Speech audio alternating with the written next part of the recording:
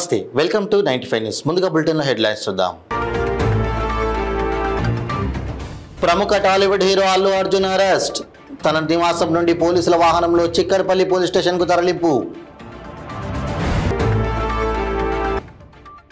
యాసంగి పంట సాగు కోసం నిజాసాగర్ నీటిని విడుదల చేసిన మంత్రి ఉత్తమ్ కుమార్ రెడ్డి.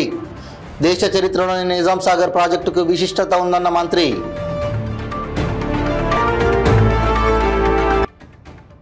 సిరిసిల్ల జిల్లా ఏఐటియుసి భవన నిర్మాణ కార్మిక సంఘం ఆధ్వర్యంలో కలెక్టరేట్ ముందు ధర్నా. స్థానిక భవన నిర్మాణ కార్మికులకు ఉపాధి చూపాలని డిమాండ్. ఇక ఇప్పుడు బులెటిన్లో డీటెయిల్స్ చూద్దాం. సినీ నటుడు అల్లు అర్జున్ను పోలీసులు అదుపులోకి తీసుకున్నారు. పుష్ప 2 సినిమా బెనిఫిట్ షో సందర్భంగా ఆర్టీసీ క్రాస్ రోడ్లోని సంధ్య థియేటర్కు బన్నీ వెళ్లిన సంగతి తెలిసిందే. ఆ సందర్భంగా అక్కడ తొక్కిసలాట జరగడంతో ఆ ఘటనలో ఓ మహిళ మృతి చెందింది. ఈ ఘటనపై మృతురాలి కుటుంబ సభ్యులు ఫిర్యాదు మేరకు అల్లు అర్జున్పై కేసు నమోదైంది. ఈ క్రమంలోనే చిక్కడపల్లి పోలీసులు అల్లు అర్జున్ను అదుపులోకి తీసుకున్నారు. దాదాపు 20 మంది పోలీసులు అల్లు అర్జున్ నివాసానికి వెళ్లి పోలీసు వాహనంలో పోలీస్ స్టేషన్కు తీసుకెళ్లారు.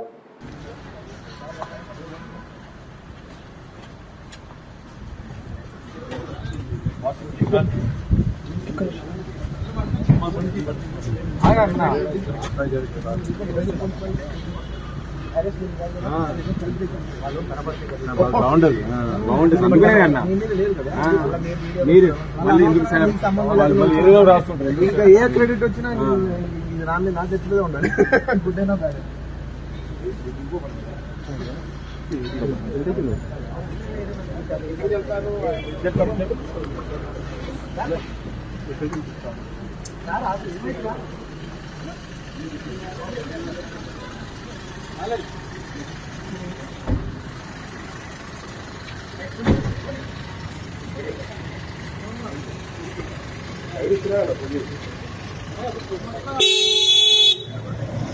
పాట పడుతుంది.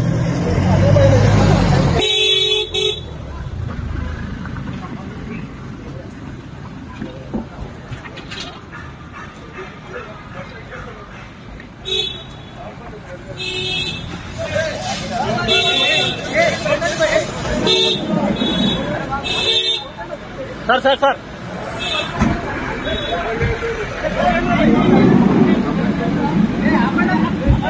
సార్ సార్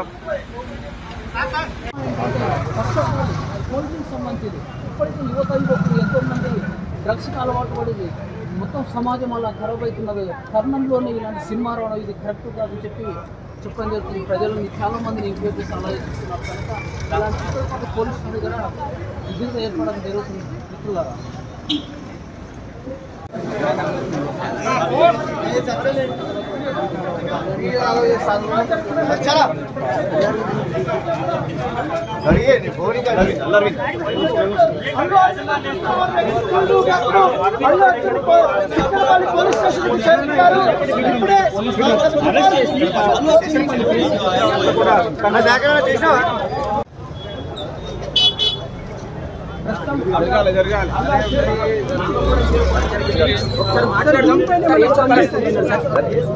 అంటే ఈ కేసుకు సంబంధించి మీరు ఏమైనా చెప్పాలనుకుంటున్నారా?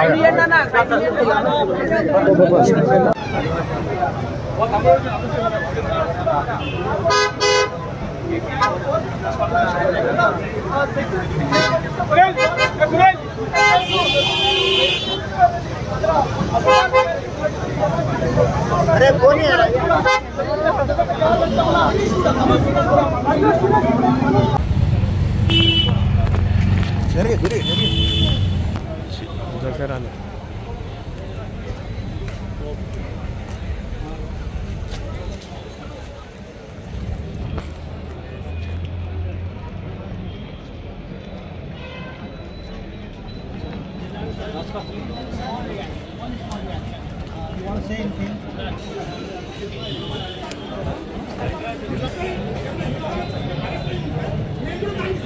తెలంగాణ రాష్ట్రంలో ఏర్పడిన కాంగ్రెస్ ప్రభుత్వం రైతుల సంక్షేమం కోసం పనిచేస్తుందని, దేశంలో రైతులు పండించిన సన్నాలకు క్వింటాలకు 500 రూపాయల బోనస్ అందించిన ఘనత తమకే చెందుతుందని రాష్ట్ర నీటిపారుదల శాఖ మంత్రి ఉత్తమ్ కుమార్ రెడ్డి స్పష్టం చేశారు.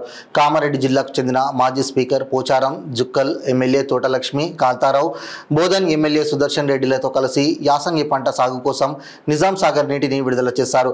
ఈ సందర్భంగా నిజాం సాగర్ ప్రాజెక్టు నుండి యాసంగి పంటలకు సాగునీటిని విడుదల చేసిన మంత్రి అతిథి గృహంలో విలేకరుల సమావేశంలో మాట్లాడుతూ దేశ చరిత్రలోనే నిజాం సాగర్ ప్రాజెక్టుకు విశిష్టత ఉందని, అటువంటి ప్రాజెక్టును సందర్శించడం సంతోషంగా ఉందని తెలిపారు.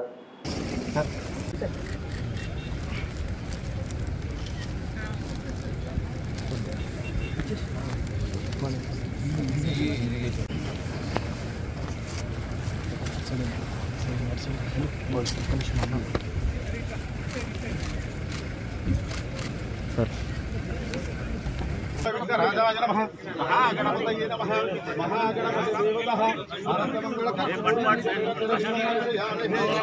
కొబ్బరి కొట్టాలి కదా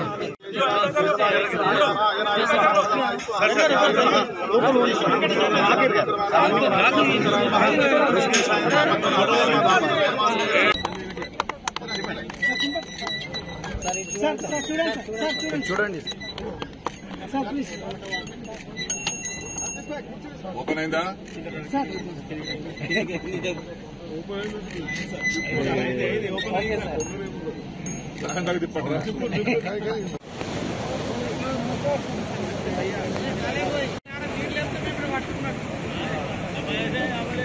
అంటే మీరు ఏ సన్నాలు ఇచ్చినా మేము బోనస్ ఇస్తాం.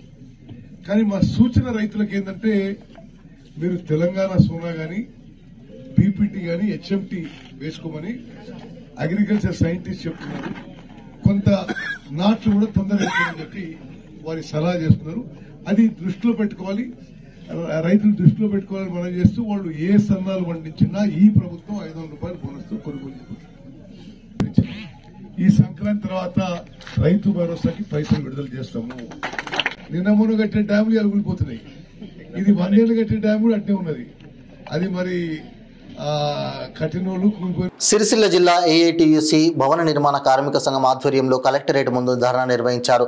ఈ సందర్భంగా జిల్లా భవన నిర్మాణ కార్మిక సంఘం ప్రధాన కార్యదర్శి కడారి రాములు మాట్లాడుతూ, భవన నిర్మాణంలో సుతారీలు, సెంటరింగ్ కార్మికులు, ప్లంబర్లు, ఎలక్ట్రీషియన్లు, పెయింటర్లు, మార్బుల్ కార్మికులు, ట్రాక్టర్ లేబర్, వడ్డెర మొదలగు వేలాది కార్మికులు రాజన్న సిరిసిల్ల జిల్లాలో భవన నిర్మాణంలో పనిచేస్తున్నారని అన్నారు. వారి చేతు వేళ్లు అరిగి ఆన్లైన్లో తంబు సిస్టమ్ రావడం లేదని, ప్రభుత్వం తంబు సిస్టమ్ను రద్దు చేయాలని డిమాండ్ చేశారు. ఆన్లైన్ వెంటనే పునరుద్ధరణ చేసి నూతన లేబర్ కార్డులను, పెండింగ్ ఫైళ్లను క్లియర్ చేయాలని, అర్హులైన కార్మికులకు డబుల్ బెడ్రూమ్ రూమ్ను ఇవ్వాలని కోరారు. వలస కార్మికుల వలన స్థానిక కార్మికులకు ఉపాధి కరువైనందున వెంటనే స్థానిక కార్మికులకు ఉపాధి చూపాలని అన్నారు. ఈ కార్యక్రమంలో గాజుల పోషెట్టి భవన నిర్మాణ కార్మిక సంఘం జిల్లా అధ్యక్షులు, ఏఐటియుసి జిల్లా అధ్యక్షులు, వేములవాడ రూరల్ మండల భవన నిర్మాణ కార్మిక సంఘం, కోనారావుపేట మండల భవన నిర్మాణ కార్మిక సంఘం తదితరులు పాల్గొన్నారు.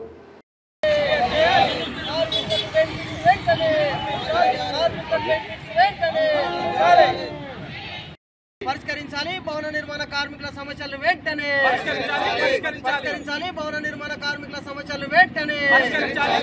కేంద్ర రాష్ట్ర ప్రభుత్వాల మొండి వైఖరి.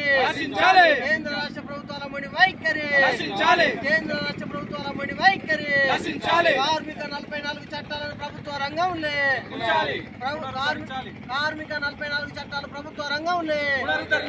కార్మిక 44 చట్టాలను ప్రభుత్వ రంగంలో. కార్మికుల ఐక్యత. కార్మికుల ఐక్యత. ఈఎస్ఐపిఎఫ్ సౌకర్యాలను, భవన నిర్మాణ కార్మికులకు ఈఎస్ఐపిఎఫ్ సౌకర్యాలను కల్పించాలి. అర్హులైన నిరుపేదలకు డబుల్ బెడ్రూమ్ ఇళ్లను ఇవ్వాలి. 55 ఏళ్లు నిండిన ప్రతి కార్మికునికి 5,000 పెన్షన్లు ఇవ్వాలి. కార్మికుల ఐక్యత. భవన నిర్మాణ కార్మికుల ఐక్యత. భవన నిర్మాణ కార్మికులకు 55 ఏళ్ల కార్మికులకు 5,000 పెన్షన్. భవన నిర్మాణ కార్మికులకు 55 ఏళ్ల కార్మికులకు 5,000 పెన్షన్. నూతన లేబర్ కార్డులను అమలు చేయాలి. నూతన లేబర్ కార్డులను అమలు చేయాలి. ఆన్లైన్ వెంటనే పునరుద్ధరించాలి. ఆన్లైన్ వెంటనే పునరుద్ధరించాలి. ఆన్లైన్ వెంటనే పునరుద్ధరించాలి. పెండింగ్ లో ఉన్న ఫైల్స్ వెంటనే చేయాలి. పెండింగ్ లో ఉన్న ఫైల్స్ వెంటనే. పెండింగ్ లో ఉన్న ఫైల్స్ వెంటనే. కేంద్ర రాష్ట్ర ప్రభుత్వాల మొండి వైఖరి. భవన నిర్మాణ కార్మికులకు డబుల్ బెడ్రూమ్లు. భవన నిర్మాణ కార్మికులకు డబుల్ బెడ్రూమ్లు, ప్రతిరోజు ఇసుక కుమ్మరానికి పర్మిషన్, ప్రతిరోజు ఇసుక కుమ్మరానికి పర్మిషన్, స్థానికంగా ఉన్న కార్మికులకు ఉపాధి, స్థానికంగా ఉన్న కార్మికులకు ఉపాధి, కేంద్ర రాష్ట్ర ప్రభుత్వాల మండి వైఖరి, కేంద్ర రాష్ట్ర ప్రభుత్వాల మండి వైఖరి, భవన నిర్మాణ కార్మికుల ఐక్యత, భవన నిర్మాణ కార్మికుల ఐక్యత, కార్మికుల పెండింగ్ లో ఉన్న ఫైల్స్ వెంటనే, కార్మికుల పెండింగ్ లో ఉన్న ఫైల్స్ వెంటనే, కేంద్ర రాష్ట్ర ప్రభుత్వాల మండి వైఖరి, ఆన్లైన్ వెంటనే, ఆన్లైన్ వెంటనే, కార్మికులకు నూతన లేబర్ కార్డులను, కార్మికులకు నూతన లేబర్ కార్డులను.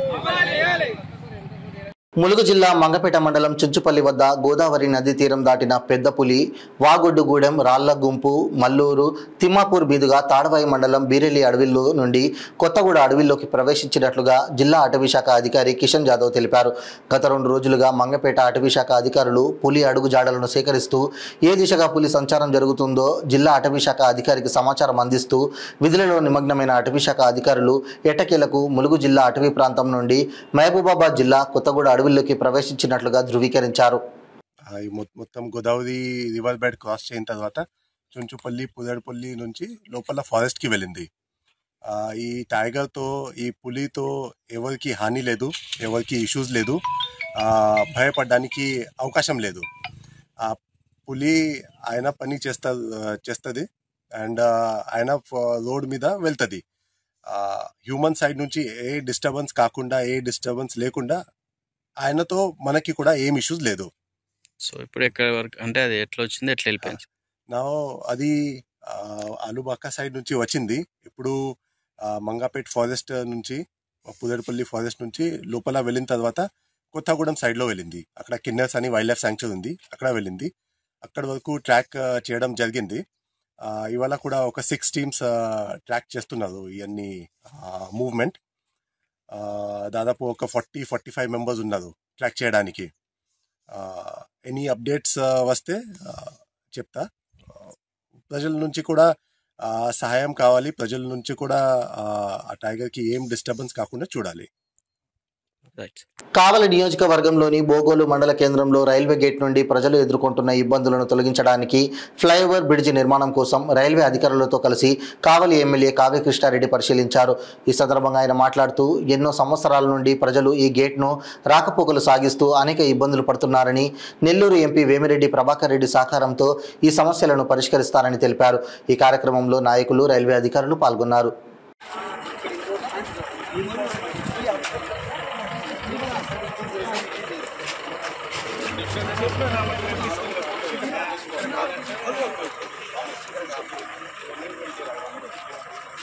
ప్రభాకరా సరే స్టూడెంట్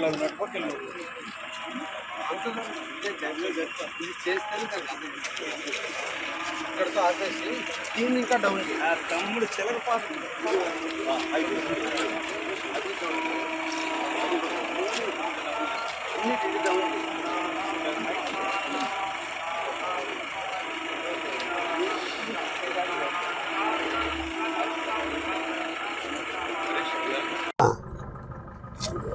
కావలి నియోజకవర్గంలోని బోగోలులో కుమ్మర వీధి సంబంధించిన కుమ్మర గేటు 143, అదేవిధంగా మెయిన్ గేటు చాలా సంవత్సరాలుగా ఇబ్బంది పడుతున్నటువంటి ప్రజలందరి యొక్క ఇబ్బందులను దృష్టిలో పెట్టుకొని ఈ 2 గేట్లని 144 గేటు ఫ్లైఓవర్ బ్రిడ్జిగా, 143 అండర్ బ్రిడ్జిగా నిర్మాణం చేసేందుకు ఈరోజు దక్షిణ మధ్య రైల్వే శాఖకు సంబంధించినటువంటి పెద్దలు సీనియర్ డిఎన్ గారు ఈరోజు ఈ ప్రాంతాన్ని సందర్శించడం జరిగింది.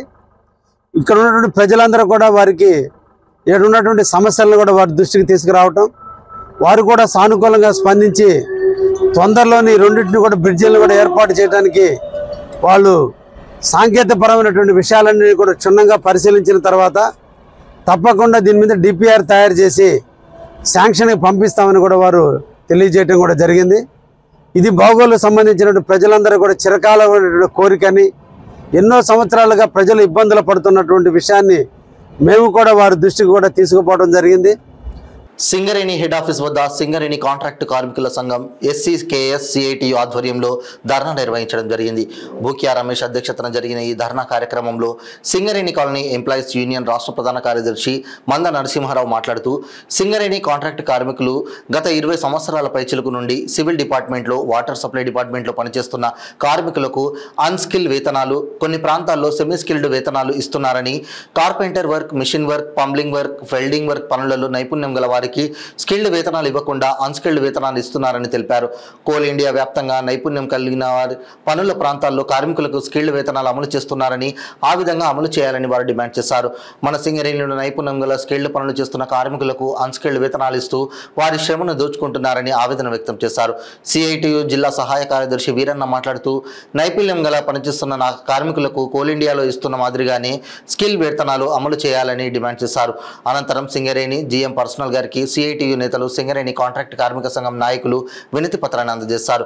ఈ కార్యక్రమంలో సింగరేణి కాంట్రాక్ట్ సంఘం కోశాధికారి సొరాయిలయ్య, బ్రాంచ్ నాయకులు బూకియా రమేష్, భాస్కర్, మాలత్ వీరయ్య, B కృష్ణ, రమేష్, బాలకృష్ణ తదితరులు పాల్గొన్నారు. రాష్ట్ర ప్రభుత్వం ఉండి వైఖరి జిందాబాద్ జిందాబాద్ జిందాబాద్ జిందాబాద్.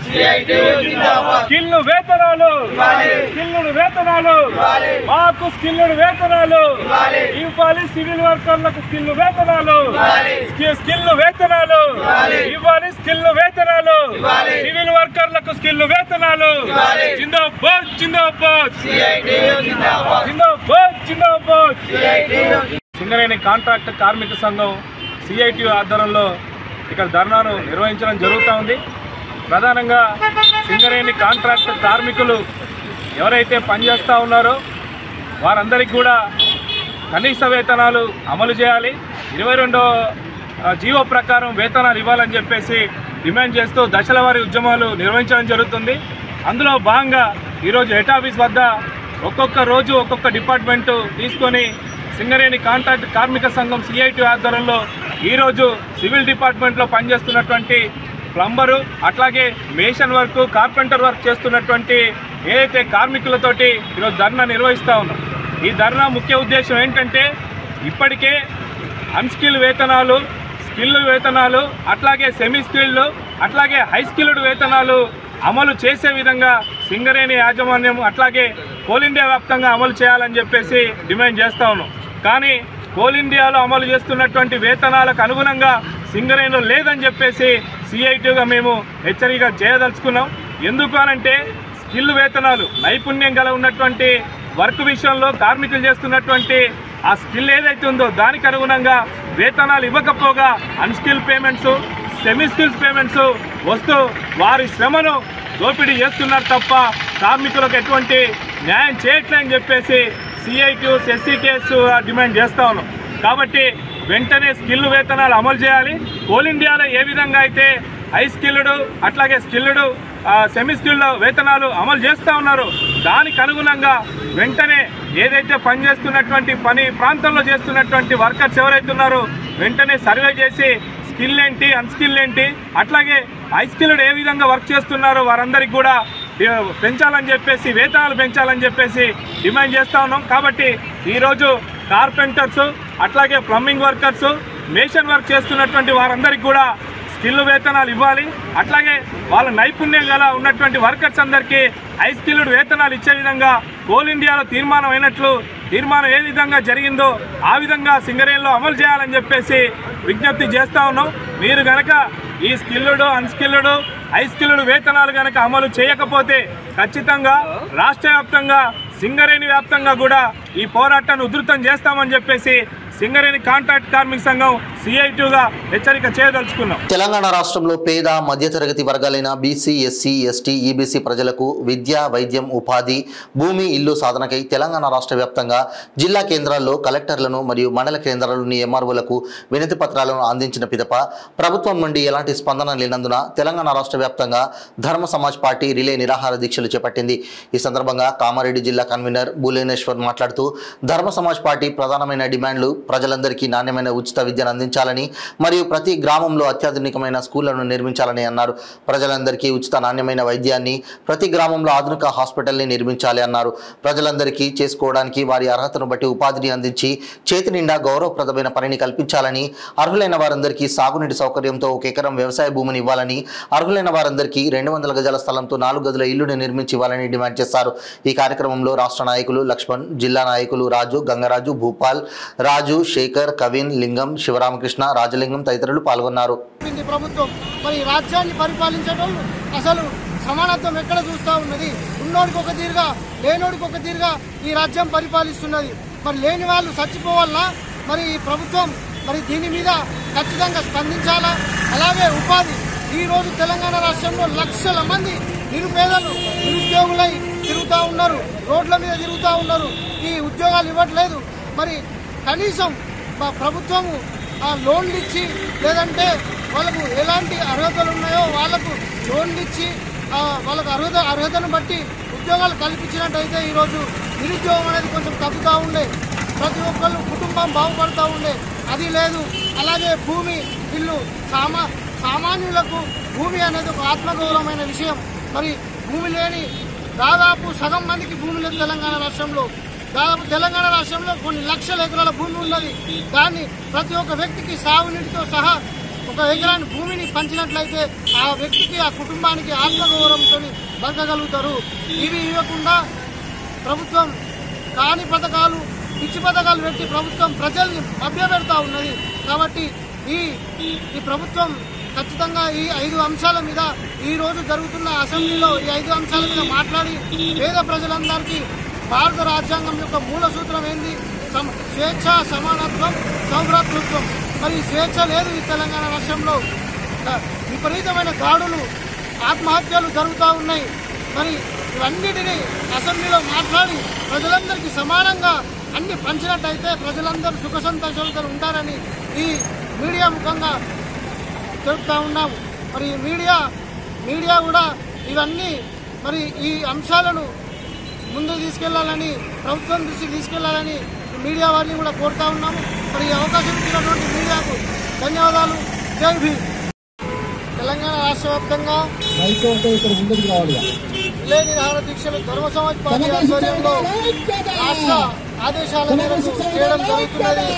మరి ఇంతకుముందు నవంబర్ 18, 19 తేదీలలో కలెక్టర్ గారికి రిప్రజెంటేషన్ ఇవ్వడం జరిగింది. మరి రిప్రజెంటేషన్ ఏంటంటే, బులెటిన్ ముగించే ముందు హెడ్లైన్స్ మరోసారి. ప్రముఖ టాలీవుడ్ హీరో అల్లు అర్జున్ అరెస్ట్.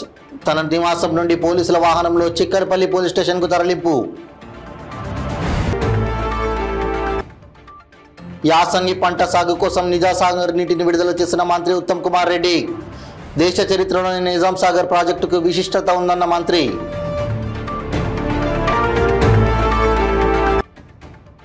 సిరిసిల్ల జిల్లా ఏఐటియుసి భవన నిర్మాణ కార్మిక సంఘం ఆధ్వర్యంలో కలెక్టరేట్ ముందు ధర్నా.